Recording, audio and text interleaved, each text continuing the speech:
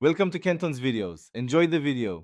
In this video, I will explain how to jump-start your Honda Clarity. First, always prioritize your safety. Make sure both vehicles are completely turned off before you begin. Gather your jumper cables and ensure they are in good condition. Parking the assisting vehicle close enough for the cables to reach is also important. Double-check that the vehicles are not touching each other. This preparation step is crucial for a safe jump start. Now let's connect the cables.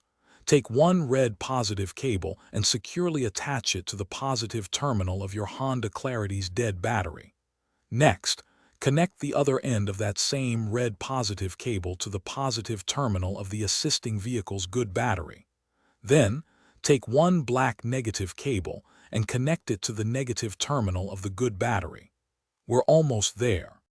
For the final connection, attach the remaining black negative cable to an unpainted metal surface on your Honda Clarity, away from the battery.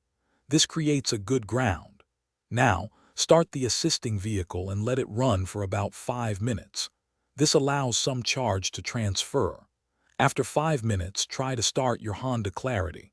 If it doesn't start immediately, wait a few more minutes before trying again. Once your Clarity starts, carefully disconnect the jumper cables in the reverse order of how you connected them. That means removing the negative cable from your Clarity first, then the negative from the assisting car, followed by the positive from the assisting car, and finally the positive from your Clarity. Drive your Honda Clarity for at least 20 minutes to allow the battery to recharge properly. And hey, if you're looking for a great way to stay hydrated, check out the Owala water bottle link in the description, along with other helpful deals. Thanks for watching. Consider subscribing if we helped you.